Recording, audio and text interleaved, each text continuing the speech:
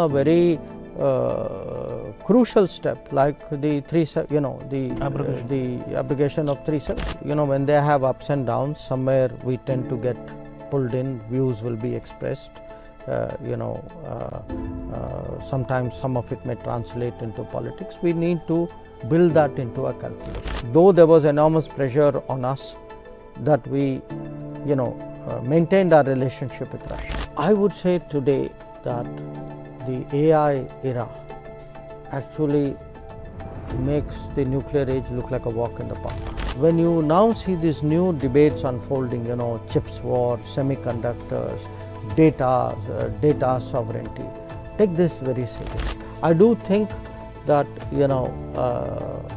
other than metrics like GDP or military capabilities, today this technology, the technology strengths of a country, again in the overall mix, will have a much bigger say. I don't have to only plan for a crisis, I have to plan for every day.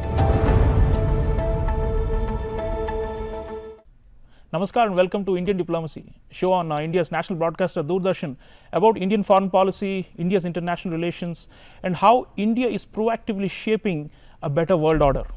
Viewers, this is a very special episode focused on the completion of 11 years of successful governance and foreign policy under the leadership of Prime Minister Narendra Modi. We are entering the 12th year of the Modi era. And what does this mean in terms of India's growing stature and importance in the world? What have been the major challenges? How have we tried to overcome them in these past 11 years from 2014 to 2025? That is the focus of the show. And to take us through this, it's a distinct and unique honor for me to once again welcome none other than India's External Affairs Minister, Dr. Subramaniam Jaishankar. Dr. Jaishankar needs no introduction. He served as Foreign Secretary under Prime Minister Modi and then as External Affairs Minister, and he's been the main articulator and shaper and architect of our role in the world for these many years. So, Dr. Jaishankar, welcome back. Such an honor, sir, to have you on National Broadcaster. It's a great pleasure. Good to be here with you. So, the first thing that comes to mind when you talk about 11 years is that Prime Minister Modi's, remarkable longevity as national leader. I mean, after Jawaharlal Nehru, nobody has won 3 successive general elections like he has, and that political stability and continuity that comes from having him at the helm. We saw recently during G7 summit, there were graphics showing, almost all the countries that are present there have had 4 or even 5, heads of government over the last 10 years. But we have had this singular colossal figure, Prime Minister Modi.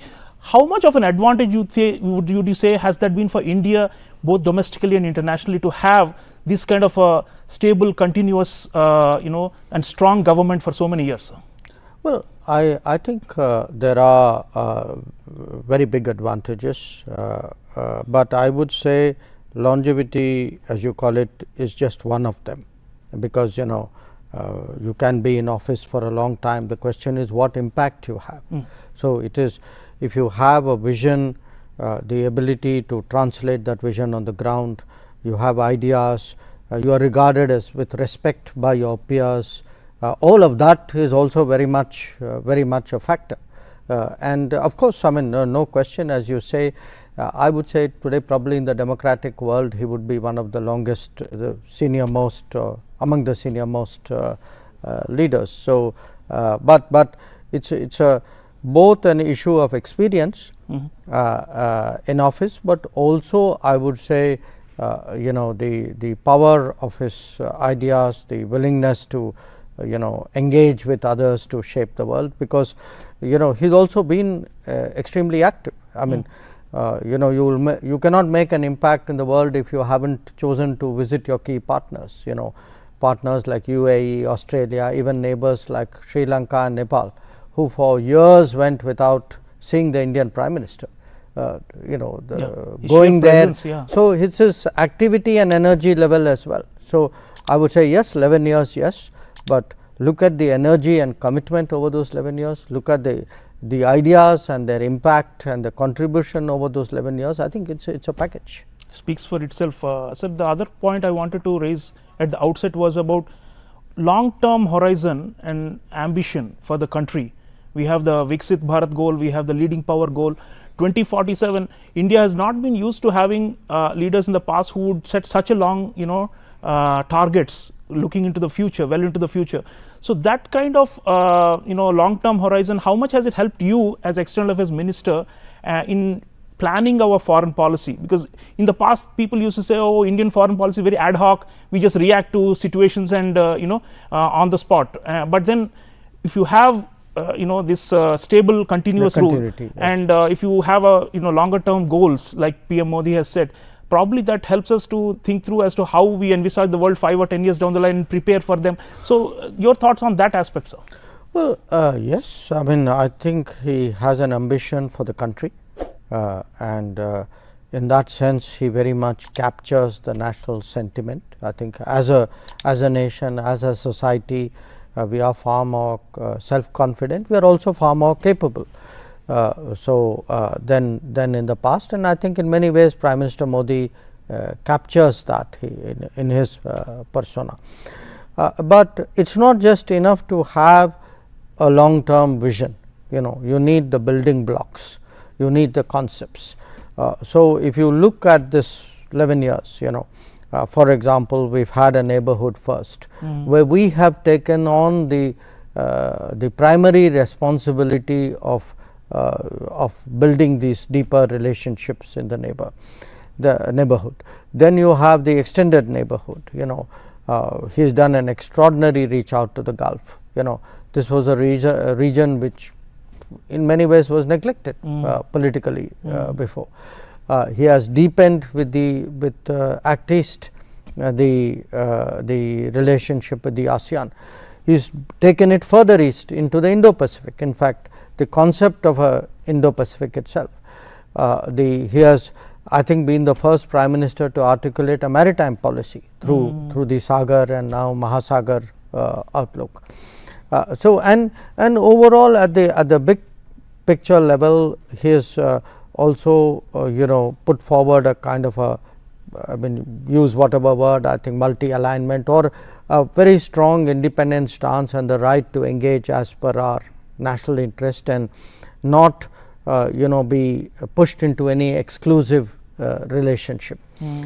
So these are all, I think, part of the road towards that vision. Now there are other dimensions. I mean, I described to you purely diplomatically, but there's an economic dimension, there's a diaspora dimension, there's a technology dimension.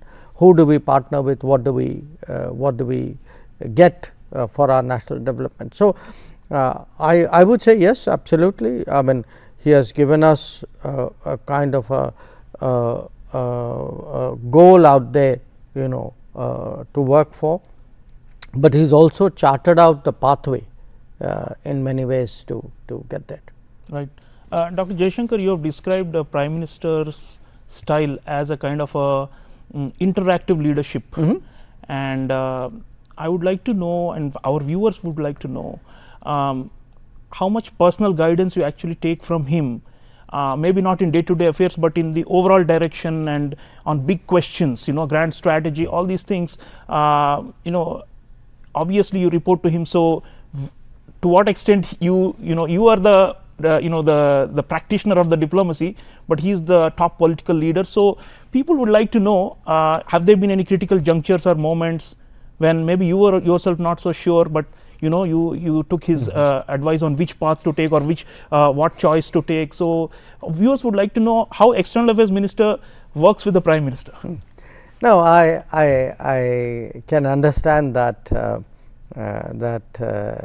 interest or curiosity, but I would put it at really two levels. One is what we spoke about, the conceptualization. How do we deal with the Gulf? How do we build these maritime relationships? How should we approach Africa? When you look at the Western world, if there is a differentiated picture, how does that work to our advantage? That's one way, one aspect of it. The other sometimes can be situations. I mean, let me give you 2-3 practical examples. Yes. As you know, with our deepening commitment to the diaspora, we've done a lot of evacuations. Yeah. Okay, Yeah. we have one going on right now. Operation Sindhu. Operation Sindhu. But if I were to look at them, and Ganga, Operation Ganga in Ukraine was the most complex in a way, because you are evacuating while a war is going on. And what happens is he sets a goal. I mean, you have a very clear sense of what needs to be done. Okay.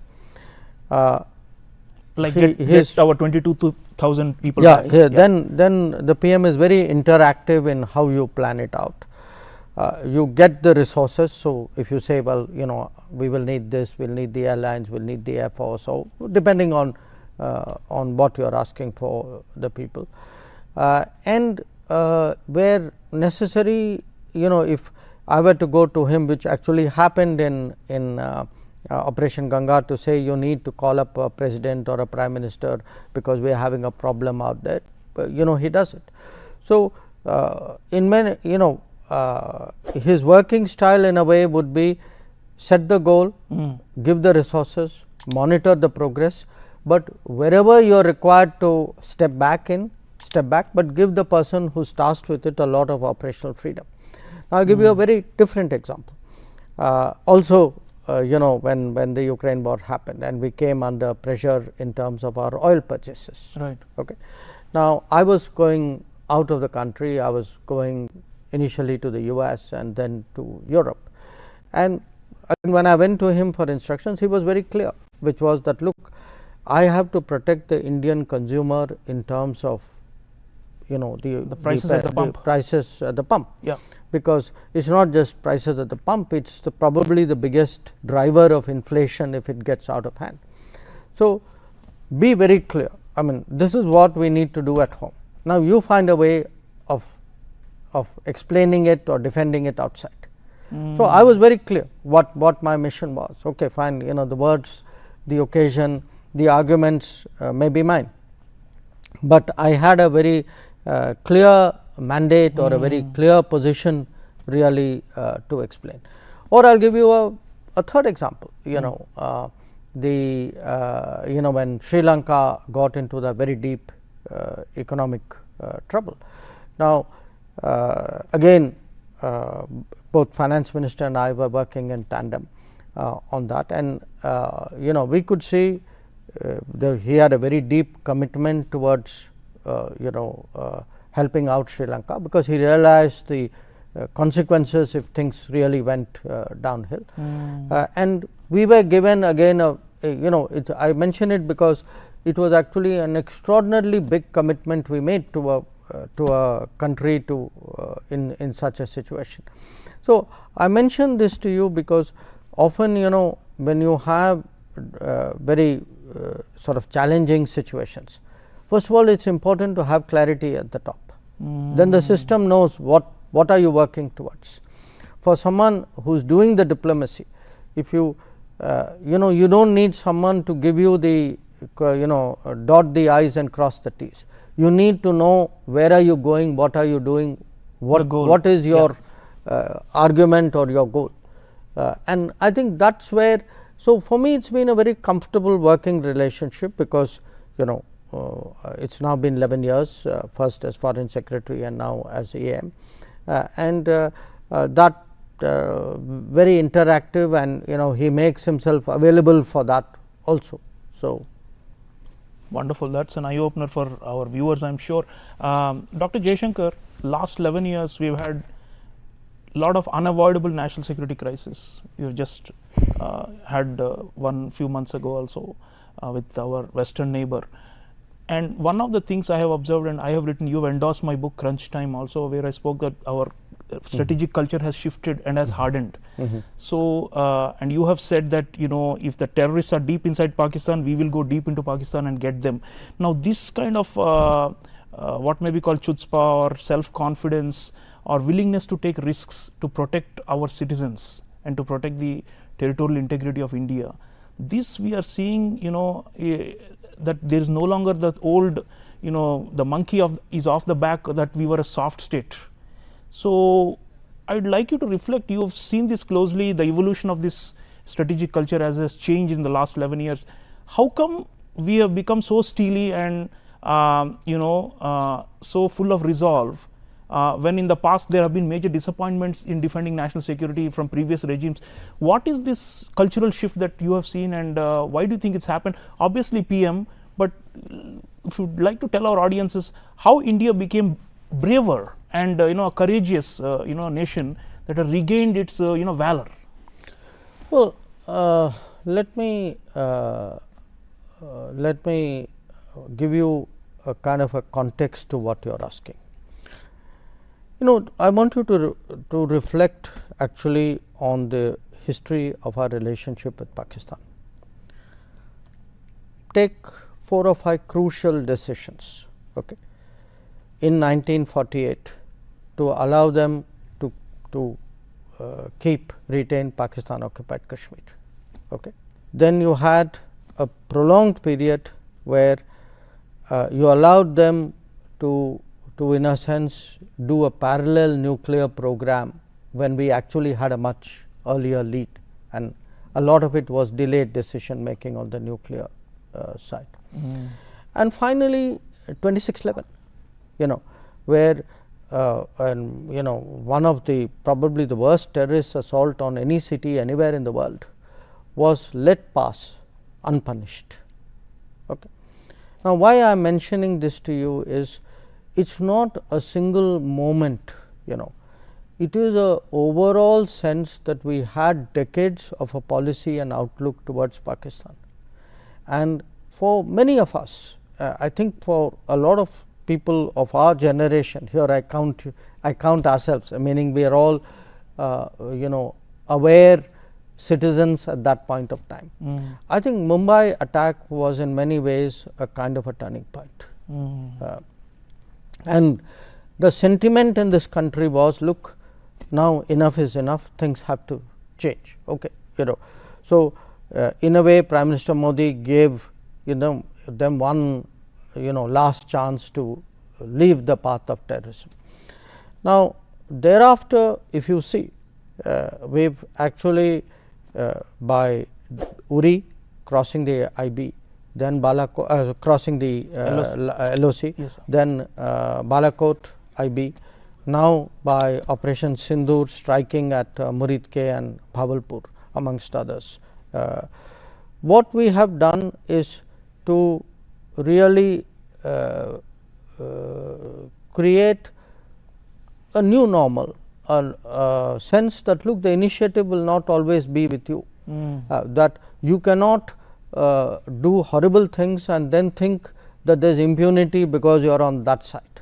You are making them question their basic assumptions. Now that may happen when in counter terrorism is concerned, but also I would argue in tandem a very crucial step like the abrogation of 370. So it comes as a package. You should not see this as a single issue or a single strike and an operation. This is part of a holistic thinking. And what is the propelling force behind this? This new attitude, this new culture. In a way, I go back to your first question. I think it's the mood of the country, but it's also the leadership of the Prime Minister. And to my mind, in a way, Prime Minister Modi is a leader of his times. It's the public sentiment, the change, the evolution of public sentiment, and in many ways, I would argue the deepening of democracy beyond the old, the narrower circles that have actually created. Look, we've at least been long enough to remember, say, the pre-14, but in my case, well before that. Yes. The country has changed, no question about it. And in many ways, Prime Minister Modi reflects that change of mood, change of sentiment, change of self-confidence. Absolutely. So, talking of change, if you look at the neighborhood, we have had last 11 years a lot of volatility, a lot of regimes collapsing. You already mentioned Sri Lanka, but there are so many others, and unexpected sudden changes that have brought about dilemmas for us. So, this whenever there is a regime change, people instantaneously pass judgment that it's either a loss for India or a victory for India, or they say that it's a win for China or a loss for China. But here I'd like you to reflect on the neighborhood first for last 11 years, which has been in operation. Do we have a bigger strategy to deal with the entire neighborhood on the basis of this principle, and do we have ways and means to sustain our influence and interest in all these neighboring countries, which are in a way like our first layer of defense in a global set, in a global standing? So have we got a big picture approach to our neighborhood, and these occasional political churning within these countries, to what extent are we able to buffer from them? See, our neighboring countries also have their politics. Okay, they have their ups and downs, and we clearly loom large in their politics. So it's natural, when they have ups and downs, somewhere we tend to get pulled in, views will be expressed. Sometimes some of it may translate into politics. We need to build that into a calculation. Everything you said is exactly what was the basis of neighborhood first, which is, look, there will be changes, there will be political forces coming who may not be biased in our favor. Some of them may be distant or different. So what we have tried to do is really to create a culture and a system and a collective interest, so that even if there is instability, the collective interest is stronger than those who are advocating distancing. Now, it sounds very theoretical, but I want you to look at the practical examples. I spoke about Sri Lanka. Think about it today. There is a JVP government, a JVP president, and a JVP dominated parliament in Sri Lanka. Yet I was the first foreign minister to go in there. Prime Minister Modi was the first prime minister to go in there. President Desanayake came here. You look today at the state of our cooperation. And historically, JVP was supposed to be anti-India. So even Maldives, a country with which initially there were periods of difficulty in adjustment, but again once it settled down, you've seen today. I was there inaugurating multitude of Indian development projects. Take Nepal, where often in their internal politics also very often we get dragged in. So look, what we have to do, we should not expect smooth sailing all the time. That never happens for any country with its neighbors. But you should also not throw up your hands when things get difficult. That's that's poor planning. I think what we are doing is the sensible thing, which is create systems, create common interests, create an inherent stability in that relationship, so that whichever is the regime, at the end of the day, the logic, look, every one of our neighbors must realize that working with India will give you benefits. Not working with India has a cost. Now, some take longer to realize, some take some understand it better. One exception of course is Pakistan, because it has defined its identity under the army in a way in which it has an inbuilt hostility in it. So if you put Pakistan aside, I think the logic would apply everywhere else. Yeah, the rationality, working with India brings benefits, says External Affairs Minister, viewers, and I think it's just a no brainer. So he's saying every neighbor should realize that, and then we cooperate and benefit mutually. Yeah, but one thing, it's maybe a no brainer, but still you have to demonstrate it. So what has happened is, when we helped Sri Lanka, the message went to the neighborhood that nobody else stood with them. IMF was dragging its feet, but India can step forward. When you sent vaccines, nobody else was giving them vaccines. When Ukraine, the war started, and you helped out with fertilizers or with food shipments. So this is not an this is not an just a phrase or a notional thing. It's actually something that yeah, through our action we right, demonstrate. right, Yes, right. sir. Yes. Dr. Jaishankar, you are a very astute reader of the tea leaves globally, and you have written two best-selling books connecting to these themes, India Way and Why Bharat Matters. I want you to take you to the global scenario and request your thoughts on this question about the sea changes in the behavior and attitudes of the great powers. We have seen that over the last 11 years, what we used to assume about them no longer necessarily hold true. They are also evolving and changing just as we are. So my assessment is growing assertiveness of China and increasing unpredictability of the United States. These do pose significant challenges to our overall approach to the world and to our interests. So what do you think has been our strategy to deal with these shifts in the way the Chinese and the Americans have behaved over the last 11 years, and how are we adapting and adjusting to these changes? And do you think multi-alignment, which you already mentioned, is the only way forward to manage this dual reality, which no longer conforms to the old assumptions? Look, in a way what you are describing are trend lines. Okay, they didn't happen one fine day. They have developed over many years. So people saw it coming. Question is one, again, how seriously you take it, and then what do you do to plan for it, because sometimes people see it, but they just hope, well, maybe it won't happen. In our case, what we have systematically tried to do is really deepen that posture, strategic posture of ours, to have good relations with all the major countries, but also other regions, so that we get into the optimal positioning. So I would say in each of these cases. So in a sense, we come back to this,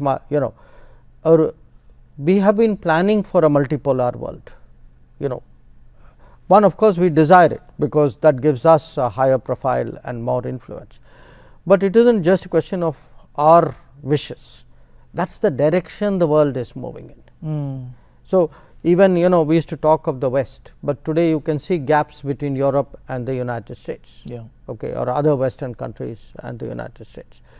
So if you look at the diplomacy of the last, foreign policy of the last 11 years, you will see the continuous consistent theme underpinning it is of multipolarity. I mean, that is why, for example, we made sure that though there was enormous pressure on us, that we maintained our relationship with Russia.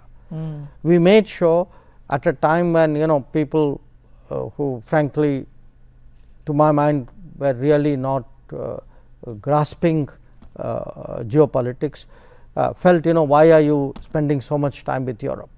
But I think we saw that Europe was developing a sharper strategic awareness of its own interests.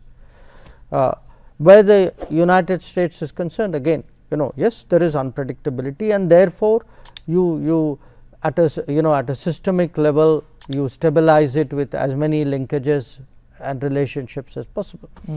With China, if you have to stand up to China, and we have had some very difficult periods, it is important that you prepare the capability. One of the really perplexing aspects of our China policy was the complete neglect of our border infrastructure in the previous decades. Yes. Now, when you say what has changed, I started off by saying, okay, you have a vision, but you need the groundwork. Now, to have a China policy and neglect your border infrastructure was absurd, and that is one of the things which has changed. If we have today that standing up for in defense of our national interest along the LAC, it is because we have built the border infrastructure to make that possible. Right. So you need to have, again, you need to have that clarity. You need to envision the world today as multiple poles competing, but cooperating with each other. But here we try to have in a way the least problems and the most benefits. Right. It's in that sense that's a no brainer. Yeah. And the country with the least problems and the most goodwill or the most relationships will be the one which will get actually the most out of world affairs at any given time. Right, absolutely. I think that's again a very rational logic External Affairs Minister is giving us, viewers. I want to take him now to the another very significant aspect of the Modi era, which is our economic diplomacy. You yourself, Piyush Goyal ji, our Commerce Minister, Prime Minister himself, they've actually invested a lot of time and energies wooing foreign investors. Now we are doing so many free trade agreements with so many countries. We've opened up and integrating into supply chains with trusted partners, strategic partners, all these things. These also strike me as major achievements of last 11 years, and we are also seeing the results in increasing inflows of FDI, and our domestic economic growth is closely linked. So on this, how have we done? How would you rate our commercial diplomacy, and how well have you coordinated with the Commerce Ministry, and how are we negotiating and in a way crossing the Rubicon? Because earlier we were seen as very reluctant to engage with the world on economic matters, and we're very protectionist, and we've got a lot of barriers. But now it's a more confident India that's engaging on economic diplomacy, and seems like that's a previous point you made about extracting benefits for national interests. I think we are doing better on economic terms. So how would you assess, and what are your thoughts on our commercial diplomacy? Well, number one, I would say no question we are putting much more weight, devoting more attention, energies to our economic, I would say in a way national development agenda. One reflection of that is a much tighter coordination between external affairs, commerce, finance, maybe some other department, industry, sometimes even defense, because it has some elements of it. A very also a clear sense that a lot of our external relationships and partnerships must be geared to those goals, that how do we get market access, better market access, because market access means more exports means more jobs at home. More jobs at home obviously has clearly social benefits. Same time, there are technology changes in the world. So how do you keep abreast? How do you work with other countries so that you absorb technology, you also enhance yours, you have opportunities to deploy your technology. So and sometimes it's resources, you seek capital, you seek investment, and here a lot of it again is very directly inspired by the Prime Minister. I can't think, he's actually even participated at times as a particularly to push the system in meetings that we do with all our commercial representatives. So I think there's a direct kind of drive coming. So even our ambassadors, high commissioners, I believe they've got targets to achieve, and they're being asked to. Even I look as someone who started on this almost 5 decades ago, the relative importance which an ambassador or a consul general or any diplomat would actually give today has shifted, much more in the direction of, I would say, economic diplomacy, or and to some, and something we can talk about with regard to the diaspora, because they are a bigger factor today. But overall, my answer to you is absolutely yes. What you said, we are also more interested in some key FTAs or trade agreements. All of them are not FTAs. Particularly, I would single out UK, which has been more or less finalized, EU, which is in a very advanced stage of negotiations, and United States, where we have decided in principle to do a bilateral trade agreement, which is I think they've done many rounds of negotiations in the last few months. Why I mentioned those three is what had happened with our economy is in the earlier years after the economic reform, most of our trade agreements were with countries economies east of India. So, what that has done in many ways, it has skewed the balance for us. Many of them are competing economies. They don't also give us the kind of market access which in fairness they should be doing. So, I think it is important to make that correction towards having an understanding with the more mature markets, with the ones which are more transparent or rule bound and complementary to our. And we have had some good significant achievements in the last 11 years. I mean, the UAE FTA is more than doubled. Australia is another. So, I do think this is a space to watch. Right. So, you have been often talking in public forums about the centrality of technology and technological change, and you see in most of the foreign relations today, technological cooperation and exchange has become very central. So, and we have also signed many agreements with key partners, and you have spoken about trust and trust building using technology as the basis. So, it will be great for our audiences if you can reflect on why you think tech has become such a central factor determining international relations today, and especially our efforts, what has been our strategy, again going back to the point about extracting the most from the world, how successful you think we have been in our technological and scientific diplomacy? Well, when we speak of the world order,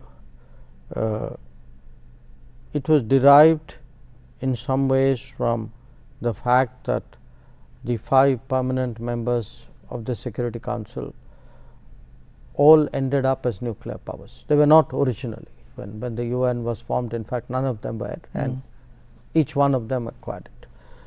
For many years in diplomacy, foreign policy, people would say, the most sweeping, impactful technology development was the nuclear age, entering the nuclear age. I would say today that the AI era actually makes the nuclear age look like a walk in the park, that it will be so sweeping, it will be so transformational, and it will not only impact balances and capabilities among countries, it actually impacts the daily life of every citizen. It will impact the politics of every country, it will shape the society, the economy in very profound ways. So, when you now see these new debates unfolding, chips war, semiconductors, data sovereignty, take this very seriously, because this is now what the fight, in a way, the competition is really about. And we have certain advantages, like any country, they are not automatically realized, you have to work to realize them. But look, we have embraced digital technology very sweepingly. In fact, I mean, for me, one of the interesting experiences of being such a prolific traveler, when I judge other societies, I find in many ways we are more digital in our daily lives than perhaps people in Europe or North America or Japan are. So, we generate a lot of data, we have a lot of talent. I mean, a lot of AI will of course depend on the hardware, on the energy to sustain the data centers. But this offers a very new pathway actually for developing the economy obviously, but also going up in the global hierarchy. So, I do think that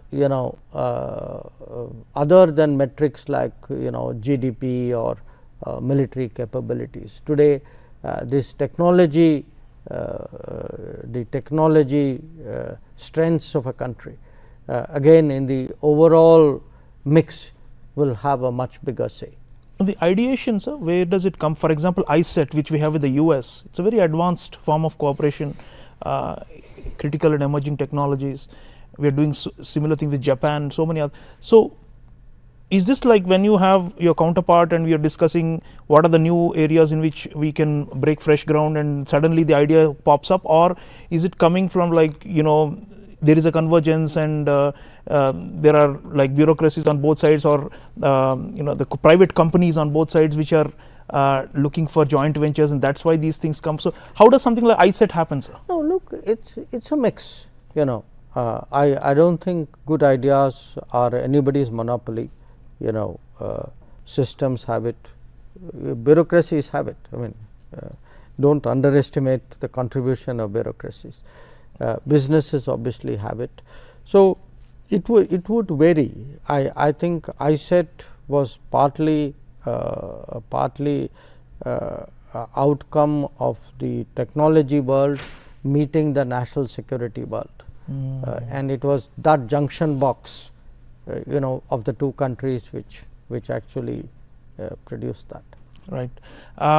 Dr. Jaishankar, you already mentioned diaspora a number of times, and obviously diaspora diplomacy has been one of the, you know, signature, you know, initiatives of the Modi era, and in previous shows you have done with us on Doordarshan, we spoke about this also.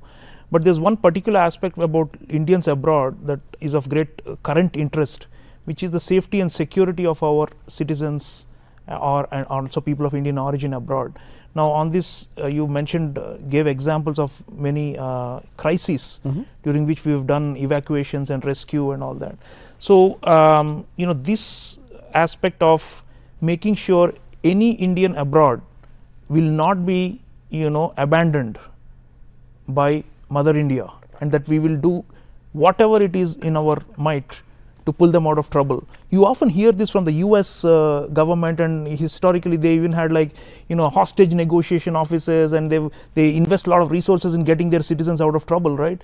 Now with India we are seeing that a lot in the Modi era, and I'd like you to talk about these operations we have done, and also why we have prioritized this, you know, as a matter of you know, central importance in our foreign policy. Well, for a variety of reasons, you know, one, we are more global today. Number of Indians who travel out, you know, on tourism, people, number of students, number of business people, number of professionals, white collar, blue collar, who go out, all of them have increased. Okay. So if you look at our commitment, it's far more than it was earlier. But it isn't just that, you know, we want to actively build a global workforce. You know, we want to access economies and work opportunities beyond our shores. Now if you're going to do that in a credible and significant way, you know, your citizens must have a sense of security when they leave India. So that feeling that, look, the government has my back is very important if you are to create in people the confidence to explore global opportunities. The second part of it is also in a way the realization that these are all people, you could regard them as our national influencers in the world. You know, when I go abroad and meet communities, often my consistent line to them is, when people think of a country, of India, they put a face to it, they put an experience to it, they think of some Indian they have met, and that is for them India. Now if you have all these people who in a way, by their daily, I mean, you know, they do their own thing, but cumulatively they help our country. You know, I mean, they may help it in material terms also, that is a different issue. Now if you have people who are doing that, surely we have an obligation to them also. But here is my third point. See, often the sentiment was there, again it was growing, but you have to set up systems. You know, it cannot be something happened, so for that day you know, you came together, pulled everything and tried to respond to that situation. I don't have to only plan for a crisis. I have to plan for every day, because every day, let us say 20 million Indians are physically outside, nationals are outside my shores, maybe another 15 million PIOs. Yeah. So, therefore, what it's something Prime Minister Modi got us working very early. I think even in 2015, set up a grievance system.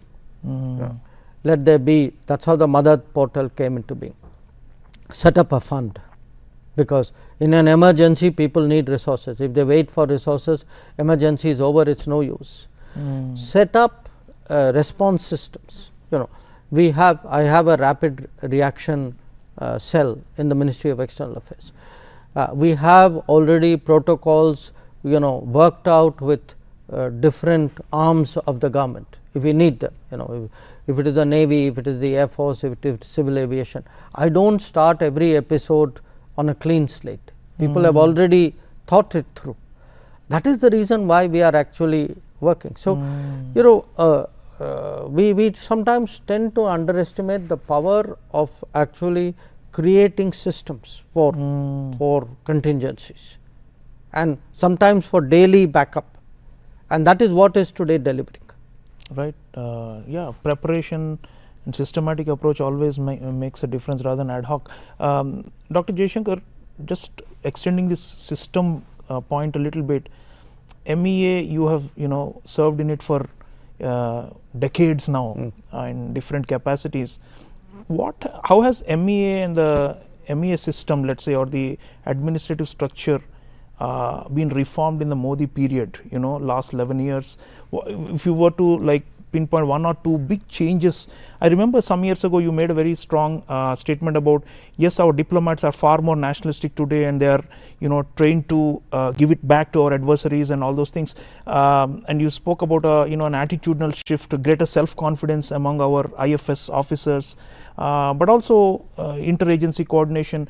Would you like to speak about some of the administrative changes and reforms that you have undertaken or led, especially and including of course in the when you were foreign secretary and as external affairs minister, and in PM's time there's been this slogan of maximum governance, minimum government. So that maximum governance part of MEA, how would you see how have we changed? In a variety of ways. We've opened many more embassies, many more consulates, a shift to more economic, community related, technology focused. I think if you ask Indian businesses going abroad, they will almost uniformly tell you they get much more proactive support from embassies and consulates than they did earlier. In terms of our own work style, I would say we are far more rigorous. It's because as the pace quickens, as the results, you are more demanding of results, you are more tougher on performance evaluation. It has an impact over a period of time. I mean, in many ways, I would say when I look at a young officer today in the Ministry of External Affairs compared to what I would have been at that stage, their both their exposure is more, their training is much more intensive. I would say language skills, there's a far greater professionalization of people. We have created more specialists, both domain specialists and area specialists. So it's sort of it's a combination of all of that. So I think what it has done is it has created the ability. I mean, if you look at it, these 11 years, you had the whole COVID era, which actually put a huge responsibility on the foreign ministry. You had this lot of these operations of various kinds. You've had very complex situation. We've had many more development projects. Today we've delivered more than 600 development projects in 78 countries across the world. So they also have to have that ability to actually now work on development projects and get things done in foreign countries in very demanding and sort of situations where not all factors are under their control. So, I would say the ability to execute complex tasks, the ability to carry greater responsibilities, that is very visible in the ministry. And the numbers are also somewhat increasing now. So, the intake numbers are growing, they are growing steadily. Sure. Now, last but not least, Dr. Jaishankar, we are entering the 12th year of the Modi era, and PM in 2022, at the onset of the Amrit Kaal, this great period of promise for next 25 years, he had laid out some what he called the Panchapran, or the 5 resolutions for the country, and some of them still echo in my mind, one of which was every citizen should have a sense of duty and responsibility to the nation. He, like a teacher, he has been promoting this idea that duties and responsibilities also matter. It's not just about asserting your rights against the state. So, what are your thoughts on what should ordinary Indians do going forward? Because we have set the goals, like you said, for the Amrit Kaal, but to achieve that, you need a certain set of behaviors and attitudes and values on the part of the population also. And I would request you to tell our audiences what you expect from people of India. I mean, people of India expect a lot from you, and people admire you so much, and they follow you. But what is the government's expectation from the people, and how should we unify, and how should we as a society come together to achieve these goal of leading power, for example? Do you think Indians have understood even the importance of this pursuit of Viksit Bharat, or leading power? Do you think they see value in it, any concrete benefit in it, or do you think this is just some kind of elite goal that is set by Modi Sarkar? So, I'd like you to address the people of India and what you think they should be doing to propel the state forward as it tries to go to the higher levels in the international order. Well, I think in many ways the people of India are already doing it. So, what is it they are doing? They are today far more involved in foreign affairs than they have ever been. When I travel out of Delhi, I go not just state capitals, but even to smaller towns and cities. Actually, it's very impressive, the levels of interest which people take. Now, this doesn't have to be an educational institution or a specialist group. It can be even if you go to professional organizations, if you go even to, in a sense, ordinary people, there is a certain buzz. There are a variety of reasons for it. One, because of smartphones, our awareness of the world, our ability to communicate, the gap between the world and us has decreased. Part of it, as I said, more and more people travel out. If they don't travel out, they know somebody who's traveled out, somebody in the family has traveled out. Information is coming to them in ways in which it is not. But also, I think a realization that things which happen in the world affect us. That war happens in Ukraine, but your petrol price can go up. Or pandemic starts somewhere else, say it comes home to impact your health. So, or even national security crisis, the threat of terrorism, for example. So, what has happened is, I feel actually the average citizen today is far more aware of foreign policy, far more aware of the world, and it's also, to be honest, Sriram, we are also changing. People have much greater confidence, a strong sense of pride. People want to see India do well, and if they so its awareness of the world is paralleled with a feeling that I must look, I must be respected in the world, I must look good in the world, I have interests in the world, all of which, that aspirational India is rising to the fore. And not just aspirational India, a globalized India. So, what you say, that what should people be doing? I think people are already doing it. And part of the reason why we see much more interest today being taken in foreign affairs, why you and I are sitting here, is because of that. Absolutely, absolutely.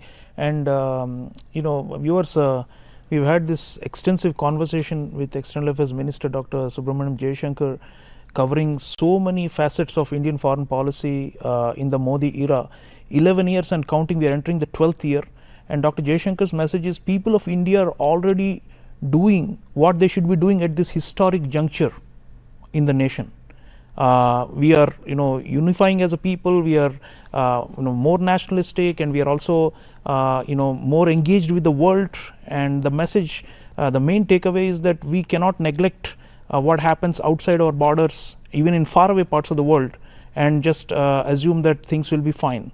Actually, everything is interconnected, and therefore, as India rises, India connects with the rest of the world. We will need to be also knowing and engaging and participating and being involved in global affairs. And no person more than Dr. Jaishankar has actually brought this message and popularized it over the last several years.